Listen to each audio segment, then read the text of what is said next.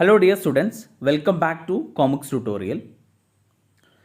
ഇന്ന് time of supply എന്ന ടോപ്പിക്കാണ് നമ്മൾ ഡിസ്കസ് ചെയ്യാൻ പോകുന്നത്. നമുക്കറിയാം, GST ഈടാക്കുന്നത് സപ്ലൈ മേലാണ്. ഒരു ട്രാൻസാക്ഷൻ അത് സപ്ലൈ ആയാൽ അതിന് GST ഈടാക്കും. അപ്പോൾ എന്താണ് സപ്ലൈ എന്നുള്ളത് കഴിഞ്ഞ 3 ക്ലാസ്സുകളിലായിട്ട് നമ്മൾ ഡീറ്റെയിൽ ആയിട്ട് ഡിസ്കസ് ചെയ്തതാണ്. ആരെങ്കിലും ആ ക്ലാസ് കേൾക്കാത്തവരുണ്ടെങ്കിൽ അതിൻ്റെ ലിങ്ക് താഴെ ഡിസ്ക്രിപ്ഷനിൽ കൊടുക്കും. ഒരു സപ്ലൈ നടന്നു കഴിഞ്ഞാൽ അവിടെ 2 പാർട്ടീസ് ഉണ്ടാകും. ഒന്ന് സപ്ലയറും നെക്സ്റ്റ് വൺ റിസിപ്പിയൻറ്റും. സപ്ലയറാണ് നോർമലി ടാക്സ് ഗവൺമെൻറ്റിന് കൊടുക്കുക, അഥവാ റിസിപ്പിയൻറ്റിൻ്റെ കയ്യിൽ നിന്നും ടാക്സ് കളക്ട് ചെയ്ത് സപ്ലയർ ഗവൺമെൻറ്റിന് ടാക്സ് പേ ചെയ്യും. ഇതിനെ ഫോർവേഡ് ചാർജ് എന്ന് പറയും. നമ്മൾ ഓൾറെഡി ഡിസ്കസ് ചെയ്തതാണ്. എന്നാൽ ചില കേസിൽ റിസിപ്പിയൻറ്റ് ടാക്സ് കൊടുക്കേണ്ടി വരും. അതിനെ റിവേഴ്സ് ചാർജ് എന്ന് പറയും. ഓക്കെ, ഇത് രണ്ടും നമ്മൾ ഫസ്റ്റ് ചാപ്റ്ററിൽ ഇൻട്രൊഡക്ഷൻ പാർട്ടിൽ ഡിസ്കസ് ചെയ്തതാണ്. എന്തിനാണ് ടൈം ഓഫ് സപ്ലൈ എന്നുള്ള ഈ കൺസെപ്റ്റ് പഠിക്കുന്നത്? സപ്ലയറും റെസിപ്പിയൻറ്റും തമ്മിൽ ഒരു ഗുഡ്സ് സപ്ലൈ ചെയ്യുകയാണെന്നുണ്ടെങ്കിൽ അവിടെ ഇൻവോയ്സ് ഇഷ്യൂ ചെയ്യുന്നത് ഒരു ഡേറ്റിലാകും, അതിൻ്റെ പേയ്മെൻറ്റ് കൊടുക്കുന്നത് വേറെ ഡേറ്റിലാകും. അതുപോലെ തന്നെ സപ്ലയറിൻ്റെ ബുക്സ് ഓഫ് അക്കൗണ്ടിൽ റെക്കോർഡ് ചെയ്യുന്നത് വേറെ ഡേറ്റിലാകാം. അപ്പോൾ ഇവിടെ ഒരുപാട് ഡേറ്റ് വരുന്നുണ്ട്. അപ്പോൾ ഏത് ഡേറ്റിലാണ് GST ഈടാക്കേണ്ടത് എന്നുള്ളതാണ് ടൈം ഓഫ് സപ്ലൈയിൽ പറയുന്നത്. അപ്പോൾ GST ഏത് ടൈമിലാണ് കളക്ട് ചെയ്യേണ്ടത് എന്നുള്ളതാണ് ടൈം ഓഫ് സപ്ലൈ കൊണ്ട് ഉദ്ദേശിക്കുന്നത്. ക്ലിയർ ആയിട്ടുണ്ടാവുമെന്ന് വിചാരിക്കുന്നു. അപ്പോൾ ടൈം ഓഫ് സപ്ലൈ എന്ന് പറഞ്ഞു കഴിഞ്ഞാൽ ഏത് പോയിൻ്റ് ഓഫ് ടൈമിലാണ് GST ഈടാക്കേണ്ടത് എന്നുള്ളതാണ് ഈ ടൈം ഓഫ് സപ്ലൈ കൊണ്ട് ഉദ്ദേശിക്കുന്നത്. So based on time of supply we will determine the due date of payment of GST. Okay, there are separate provision for time of supply four goods and time of supply for service. Time of supply നോക്കുമ്പോൾ അവിടെ ഗുഡ്സിൻ്റെ കേസിലും സർവീസിൻ്റെ കേസിലും വ്യത്യാസമുണ്ട്. ഗുഡ്സിൻ്റെ കേസിൽ time of supply എങ്ങനെയാണ് determine ചെയ്യുക, അതേപോലെ സർവീസിൻ്റെ കേസിൽ ടൈം ഓഫ് സപ്ലൈ എങ്ങനെയാണ് ഡിറ്റർമൈൻ ചെയ്യുക എന്നുള്ളത് നമ്മൾ രണ്ടായിട്ട് പഠിക്കും. ഓക്കെ, അപ്പോൾ നമ്മൾ ആദ്യം ഡിസ്കസ് ചെയ്യാൻ പോകുന്നത് time of supply four goods. ഒരു ഗുഡ്സ് സപ്ലൈ ചെയ്ത് കഴിഞ്ഞ് കഴിഞ്ഞാൽ ഏത് പോയിൻ്റ് ഓഫ് ടൈമിലാണ് അതിന് GST ഈടാക്കേണ്ടത്, GST കളക്ട് ചെയ്യേണ്ടത്. ഓക്കെ, അപ്പോൾ താഴെ പറയുന്ന കുറച്ച് ഡേറ്റ് ഉണ്ട്. അതിൽ ഏതാണോ ആദ്യം നടക്കുന്ന ഡേറ്റ് അതാണ് ടൈം ഓഫ് സപ്ലൈ ആയിട്ട് കൺസിഡർ ചെയ്യുക. അപ്പോൾ time of supply of goods shall be the earlier of the following dates. അപ്പോൾ ഏതൊക്കെയാണ് ഡേറ്റ് നോക്കാം. The date of issue of invoice by the supplier. ഇപ്പോൾ ഒരു ഗുഡ്സ് സപ്ലൈ ചെയ്ത് കഴിഞ്ഞ് കഴിഞ്ഞാൽ കസ്റ്റമറിനോ അല്ലെങ്കിൽ റിസിപ്പിയൻറ്റിന് സപ്ലൈ ചെയ്ത് കഴിഞ്ഞ് കഴിഞ്ഞാൽ സപ്ലയർ എന്ത് ചെയ്യും, ഒരു ഇൻവോയ്സ് ഇഷ്യൂ ചെയ്യും. ഇൻവോയ്സ് എന്ന് പറഞ്ഞു കഴിഞ്ഞാൽ ഒരു ബില്ലാണ്, ടാക്സിൻ്റെ ബില്ല്. ഓക്കെ, അപ്പോൾ ഒരു ഇൻവോയ്സ് ഇഷ്യൂ ചെയ്യും. ആ ഇൻവോയ്സ് ഇഷ്യൂ ചെയ്യുന്ന date, then the last date on which he is required under section 31 to issue the invoice with respect to the supply. Section 31 പ്രകാരം ഒരു ഗുഡ്സ് സപ്ലൈ ചെയ്താൽ ഇൻവോയ്സ് ഇഷ്യൂ ചെയ്യേണ്ട last date ഉണ്ട്, ആ date. Okay, അപ്പോൾ section 31 പ്രകാരമുള്ള date എന്ന് വെച്ച് കഴിഞ്ഞാൽ ഇപ്പോൾ ഒരു ഗുഡ്സ് സപ്ലൈ ചെയ്തിട്ട് 6 മാസം കഴിഞ്ഞിട്ടാണ് ഇൻവോയ്സ് ഇഷ്യൂ ചെയ്യുന്നത്. അപ്പോൾ അതൊന്നും നടക്കില്ല. ഓക്കെ, അപ്പോൾ അതൊന്നും വാലിഡ് അല്ല. അപ്പോൾ അതുകൊണ്ട് തന്നെ സെക്ഷൻ 31 പ്രകാരം ഒരു ഡേറ്റ് പറഞ്ഞിട്ടുണ്ട്, സപ്ലൈ ചെയ്തിട്ട് ഇത്ര ദിവസത്തിനുള്ളിൽ ഇൻവോയ്സ് ഇഷ്യൂ ചെയ്യണമെന്ന്. അപ്പോൾ സെക്ഷൻ 31 പറഞ്ഞത് പ്രകാരമുള്ള ആ ഡേറ്റ്. അപ്പോൾ എന്താണ് സെക്ഷൻ 31 പ്രകാരം പറഞ്ഞിട്ടുള്ള ഡേറ്റ് എന്നുള്ളത് നമ്മൾ പറയും. ഓക്കെ, ദെൻ മൂന്നാമത്തെ ഡേറ്റ് എന്ന് പറഞ്ഞു കഴിഞ്ഞാൽ the date on which the supplier receive the payment with respect to the supplier. സപ്ലയർക്ക് പേയ്മെൻറ്റ് റിസീവ് ചെയ്യുന്ന, സപ്ലയർ പേയ്മെൻറ്റ് റിസീവ് ചെയ്യുന്ന ഡേറ്റ്. അപ്പോൾ 3 ഡേറ്റ് കിട്ടില്ലേ. ഇതിൽ ഏതാണോ ഏർലിയർ, ആദ്യം നടക്കുന്നത്, അതാണ് ടൈം ഓഫ് സപ്ലൈ എന്നുള്ളത്. അപ്പോൾ ഏതൊക്കെയാണ്? എന്നാണോ ഇൻവോയ്സ് ഇഷ്യൂ ചെയ്ത ആ ഡേറ്റ്, സെക്ഷൻ 31 പ്രകാരം പറഞ്ഞിട്ടുള്ള ഡേറ്റ്, അതേപോലെ സപ്ലയറിന് ആ പേയ്മെൻറ്റ് റിസീവ് ചെയ്യുന്ന ഡേറ്റ്. ഇതിൽ ഏതാണോ ഏർലിയർ അതാണ് time of supply. Clear? Section 31 പറഞ്ഞിട്ടുള്ള ഡേറ്റ് എന്താണ് എന്നുള്ളതാണ് നോക്കുന്നത്. As per section 31 subsection 1 the invoice need to be issued either before or at the time of removal of goods or delivery of goods or making goods available to the recipient. Section 31 പ്രകാരം ഒരു goods supply ചെയ്ത് കഴിഞ്ഞ് കഴിഞ്ഞാൽ അതിൻ്റെ invoice ആ goods removal ചെയ്യുന്ന സമയത്തോ അതില്ലെങ്കിൽ അതിൻ്റെ മുമ്പായിട്ടോ എന്ത് ചെയ്യണം, ഇൻവോയ്സ് ഇഷ്യൂ ചെയ്തിരിക്കണം. ഓക്കെ, അപ്പോൾ ആ ഗുഡ്സ് സപ്ലൈ ചെയ്ത് കഴിഞ്ഞ് കഴിഞ്ഞാൽ അത് ഗുഡ്സ് എന്ത് ചെയ്യും, ഡെലിവറി ചെയ്യുന്നതിൻ്റെ ആ ഡെലിവറി ചെയ്യുന്ന ദിവസമോ അല്ലെങ്കിൽ അതിൻ്റെ മുമ്പോ ആയിട്ട് എന്ത് ചെയ്യണം, ഈ ഇൻവോയ്സ് ഇഷ്യൂ ചെയ്തിരിക്കണം. അപ്പോൾ നമുക്ക് ഒരു ഡേറ്റ് കിട്ടുമല്ലോ, അതാണ് സെക്ഷൻ 31 പ്രകാരം പറഞ്ഞിട്ടുള്ള ഡേറ്റ്. ആ ഡേറ്റ് എന്ത് ചെയ്യും, ഇവിടെ എഴുതും. ഓക്കെ, അതേപോലെ ഈ ഇൻവോയ്സ് ഇഷ്യൂ ചെയ്യുന്ന ഡേറ്റ്. ദെൻ മൂന്നാമത്തെ ഡേറ്റ് എന്ന് പറഞ്ഞു കഴിഞ്ഞാൽ the date on which the supplier receive the payment. സപ്ലയറിന് എപ്പോഴാണോ ആ പേയ്മെൻറ്റ് റിസീവ് ചെയ്യുന്നത് ആ ഡേറ്റ്. അപ്പോൾ 3 ഡേറ്റും കിട്ടി. ഇതിൽ ഏതാണോ ഏർലിയർ ആദ്യം നടക്കുന്നത് അതാണ് ടൈം ഓഫ് സപ്ലൈ എന്നുള്ളത്. ഇനി ഈ date on which the supplier receive the പേയ്മെൻറ്റിൽ ഒരു എക്സ്പ്ലനേഷനും കൂടി ഉണ്ട്. അതെന്താണെന്ന് നോക്കാം. The date on which the supplier receive the പേയ്മെൻറ്റിൽ പറയുന്നത് ആ ഡേറ്റ് എന്ന് വെച്ച് കഴിഞ്ഞാൽ shall be the date on which the payment is entered in his books of account. ആ ബുക്സ് ഓഫ് അക്കൗണ്ടിൽ എന്ന് വെച്ച് കഴിഞ്ഞാൽ സപ്ലയർ ബുക്സ് ഓഫ് അക്കൗണ്ടിൽ എൻ്റർ ചെയ്യുന്ന ആ date. Or the date on which the payment is credited to in his bank account, അല്ലെങ്കിൽ സപ്ലയറിൻ്റെ ബാങ്ക് അക്കൗണ്ടിൽ ആ എമൗണ്ട് ക്രെഡിറ്റ് ചെയ്യുന്ന ആ ഡേറ്റ്. ഇതിൽ ഏതാണോ ഏർലിയർ അതാണ് date on which the supplier receive the payment എന്നുള്ളത്. അപ്പോൾ ഇത് പ്രകാരമുള്ള ഡേറ്റിൽ അത് നമുക്ക് കിട്ടി. എന്ന് date on which the supplier receive the payment എന്നാണെന്ന് കിട്ടി. അങ്ങനെ 3 ഡേറ്റും കിട്ടി. ആ 3 ഡേറ്റിൽ ഏതാണോ ഏർലിയർ അതാണ് ടൈം ഓഫ് സപ്ലൈ എന്നുള്ളത്. ഇനി നമ്മൾ സെക്ഷൻ 31 പ്രകാരം ഡേറ്റ് പറഞ്ഞു അല്ലേ, എന്താണെന്ന് ഡീറ്റെയിൽ ആയിട്ട് പറഞ്ഞു ചെയ്ത്. അപ്പോൾ ഇത് നോർമൽ കേസിലാണ് നമ്മളിപ്പോൾ പറഞ്ഞത്. ഇനി കണ്ടിന്യൂസ് സപ്ലൈ ഓഫ് ഗുഡ്സ് ആണ്. അങ്ങനത്തെ കേസിലാണെന്നുണ്ടെങ്കിൽ ഇപ്പോൾ കണ്ടിന്യൂസ് സപ്ലൈ ഓഫ് ഗുഡ്സ് എന്ന് പറയുമ്പോൾ ഇപ്പോൾ ഗുഡ്സ് ഇടയ്ക്കിടയ്ക്ക് സപ്ലൈ ചെയ്യുന്ന കേസിൽ, ഫോർ എക്സാമ്പിൾ ഒരു ബിൽഡർ, ആ ബിൽഡർ ഒരു ബിൽഡിംഗ് മാനുഫാക്ചറിങ് ചെയ്യുകയാണ്. ഓക്കെ, അപ്പോൾ ബിൽഡറിനെ സംബന്ധിച്ചിടത്തോളം ബിൽഡർ എന്ത് ചെയ്യും, സപ്ലയറിൽ നിന്ന് ഇടയ്ക്കിടയ്ക്ക് സാധനങ്ങൾ ഇങ്ങനെ വാങ്ങും. ഓക്കെ, അപ്പോൾ ഒരു ചാക്ക് സിമെൻറ്റ് വാങ്ങുമ്പോൾ അപ്പോൾ ഒരു ബില്ല്, അടുത്ത ചാക്ക് സിമെൻറ്റ് വാങ്ങുമ്പോൾ വേറൊരു ബില്ല്. അപ്പോൾ അങ്ങനെ അത് സപ്ലയറിനെ സംബന്ധിച്ചിടത്തോളം അല്ലെങ്കിൽ റെസിപ്പിയനെ സംബന്ധിച്ചിടത്തോളം അതെന്താണ്, ബുദ്ധിമുട്ടാണ്. അപ്പോൾ അതെന്ത് ചെയ്യും, ഒരു മാസത്തിലാണ് എന്ത് ചെയ്യുക, കണക്കെടുക്കുക. ഓക്കെ, അപ്പോൾ ഒരു ഗുഡ്സ് വാങ്ങുമ്പോഴും ബില്ല് ഉണ്ടാവില്ല.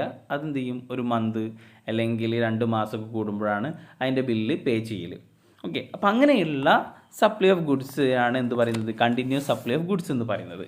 അപ്പോൾ ഇങ്ങനത്തെ കേസിൽ ഇവിടെ ഓരോ മാസ ട്രാൻസാക്ഷൻ്റെ സ്റ്റേറ്റ്മെൻറ്റ് ആ മന്ത് എൻഡിൽ കൊടുക്കും. അപ്പോൾ ആ സ്റ്റേറ്റ്മെൻറ്റിൽ എത്രയാണോ എമൗണ്ട് ഉള്ളത് അതും ചിലപ്പോൾ എന്ത് ചെയ്യും, പേയ്മെൻറ്റ് ചെയ്യും.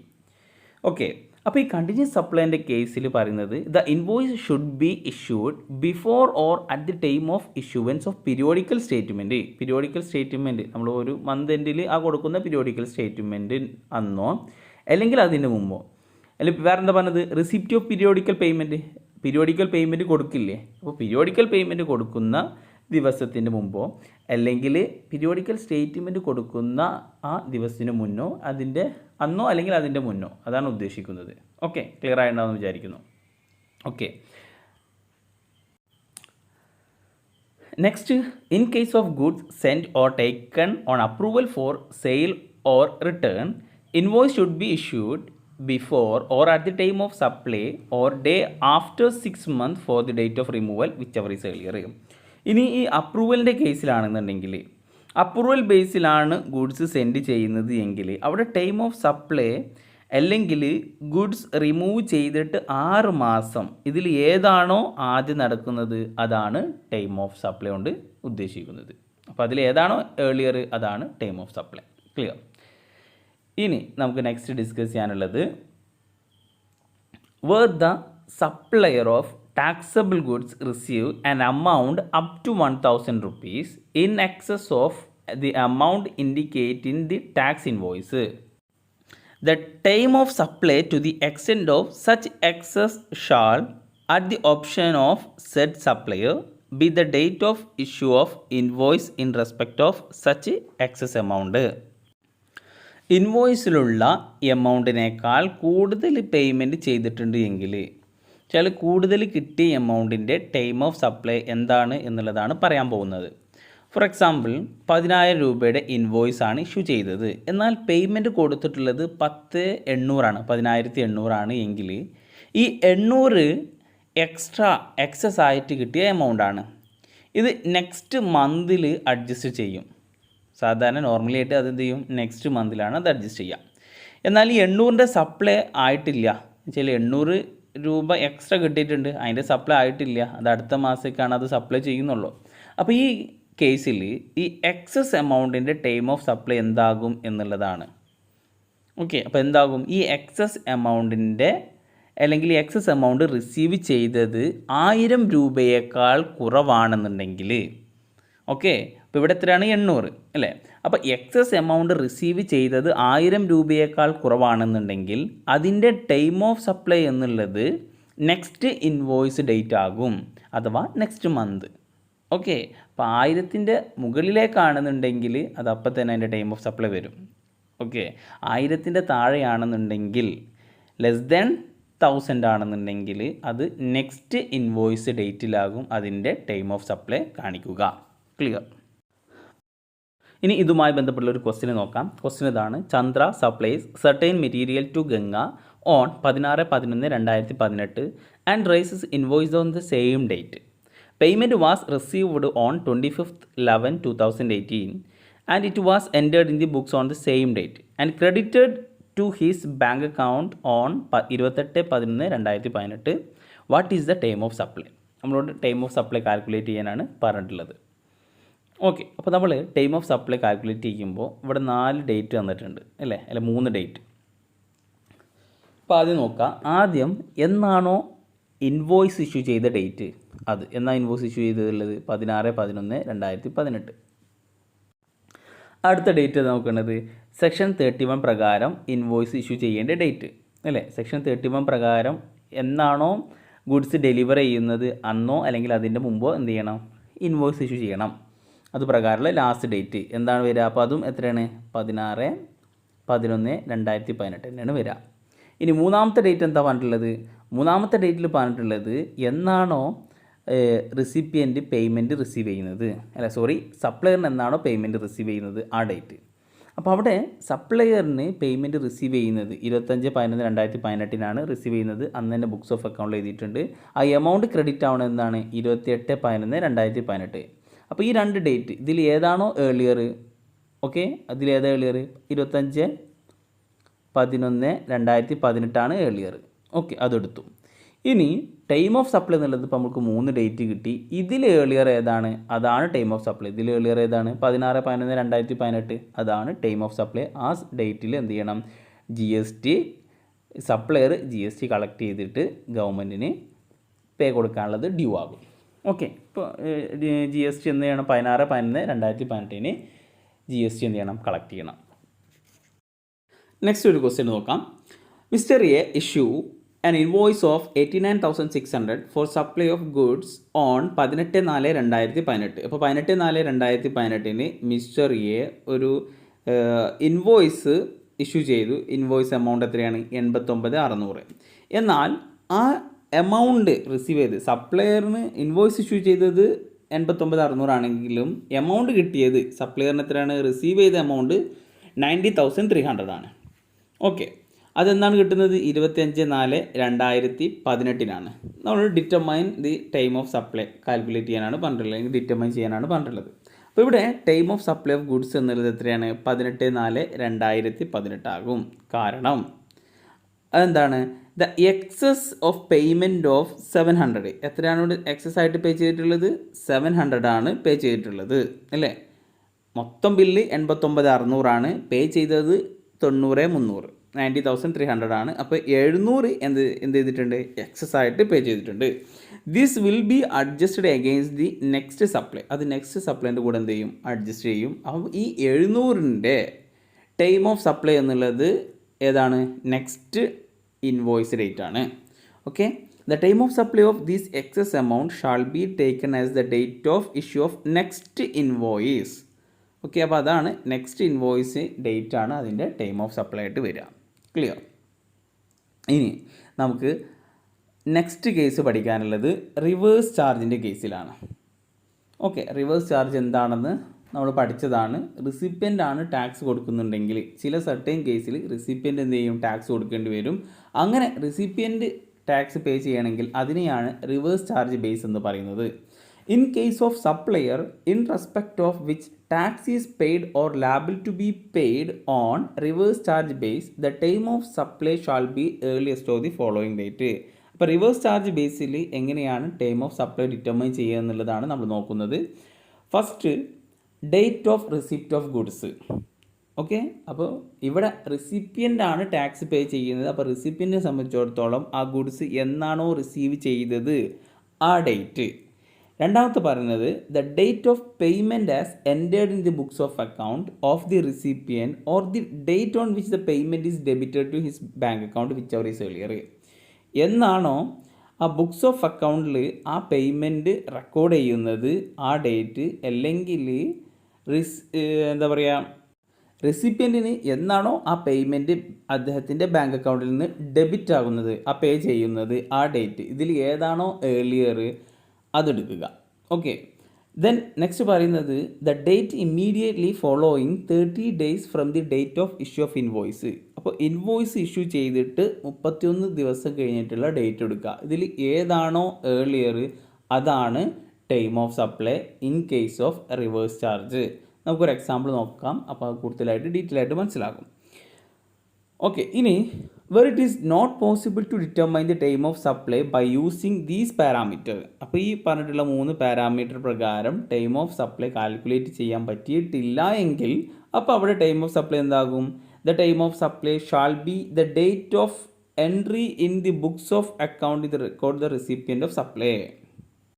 എന്നാണോ ബുക്സ് ഓഫ് അക്കൗണ്ടിൽ അത് റെക്കോർഡ് ചെയ്യുന്നത് അതാകും എന്ത്, ടൈം ഓഫ് സപ്ലൈ എന്നുള്ളത്. അപ്പോൾ ഈ 3 കേസും പറ്റിയിട്ടില്ല എങ്കിൽ മാത്രമേ പിന്നെ എന്ത് ചെയ്യുള്ളൂ, ആ നെക്സ്റ്റ് കേസിലേക്ക് നെക്സ്റ്റ് പാരാമീറ്റർ എടുക്കുകയുള്ളൂ. അപ്പോൾ എന്താണ് നമുക്ക് റിവേഴ്സ് ചാർജ് മെക്കാനിസം എന്താണെന്ന് അറിയാം. Reverse charge means the liability to pay tax by the recipient of supply of goods or service or both instead of the supplier of such goods or service or both. Okay, normally supplier ആണ് tax pay ചെയ്യുക, പക്ഷേ ചില കേസിൽ റിസിപ്പിയൻ്റ് tax പേ ചെയ്യേണ്ടി വരും. ആ കേസിനെയാണ് reverse charge എന്ന് പറയുന്നത്. അങ്ങനെ റിവേഴ്സ് ചാർജിലൂടെയാണ് ടാക്സ് പേ ചെയ്യുന്നതെങ്കിൽ അവിടെ ടൈം ഓഫ് സപ്ലൈ എങ്ങനെയാണ് ഡിറ്റർമൈൻ ചെയ്യുക എന്നുള്ളതാണ് നമ്മളിപ്പോൾ പറഞ്ഞത്. ഓക്കെ, ഇനി ഇതുമായി ബന്ധപ്പെട്ടുള്ള ഒരു ക്വസ്റ്റ്യൻ നോക്കാം. Shri Raghunath registered dealer supplied certain goods to Shri Gopi who is also registered dealer. രണ്ടാളും രജിസ്റ്റേർഡ് ഡീലറാണ്. ഗുഡ്സ് എന്ത് ചെയ്തിട്ടുണ്ട്, സപ്ലൈ ചെയ്തിട്ടുണ്ട്. The tax in respect of goods is payable on reverse charge ബേസിസിലാണ് എന്ത് ചെയ്യുന്നത്, ടാക്സ് പേ ചെയ്യുന്നത്. എന്ന് വെച്ച് കഴിഞ്ഞാൽ അവിടെ റിസിപ്പിയൻ്റ് ആണ് ടാക്സ് പേ ചെയ്യുന്നത്, അഥവാ ഗോപിയാണ് ടാക്സ് പേ ചെയ്യുന്നത്. അങ്ങനെയാണെന്നുണ്ടെങ്കിൽ കുറച്ച് ഡേറ്റ് തന്നിട്ടുണ്ട്. Date of receipt of goods by Gopi 18/8/2018. Date of invoice 15/8/2018. The date on which payment is made in the books of Gopi 20/8/2018. The date on debit in the bank account of Gopi 22/8/2018. Okay, അപ്പോൾ ഇവിടെ 2-3 date തന്നിട്ടുണ്ട്. അപ്പോൾ അതിൽ നമ്മൾ time of supply ആണ് നമുക്ക് calculate ചെയ്യാനുള്ളത്. അപ്പോൾ ടൈം ഓഫ് സപ്ലൈ ഡിറ്റർമൈൻ ചെയ്യാൻ പോവുകയാണ്. ഫസ്റ്റ് നമ്മൾ ഏതെടുക്കണം, date of receipt of goods by recipient by Gopi എന്നാണോ ആ ഗുഡ്സ് കിട്ടിയിട്ടുള്ളത് അത് ഫസ്റ്റായിട്ട് എടുത്തു.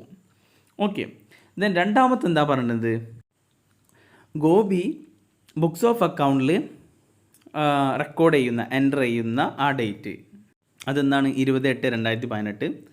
ഇനി ഈ ഗോപി എന്നാണോ ആ ഗോപിയുടെ ബാങ്ക് അക്കൗണ്ടിൽ നിന്ന് അത് ഡെബിറ്റ് ചെയ്യുന്ന ആ ഡേറ്റ് അത്.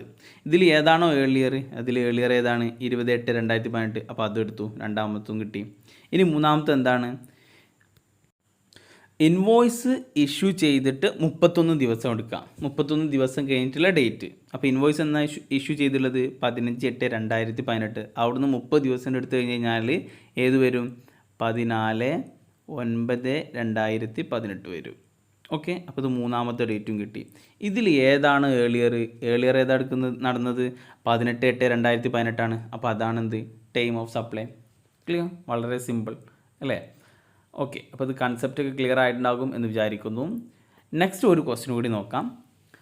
A registered dealer supplied goods for ₹8,60,000 to a registered dealer on which tax is payable on reverse charge basis. The following details given തന്നിട്ടുണ്ട്.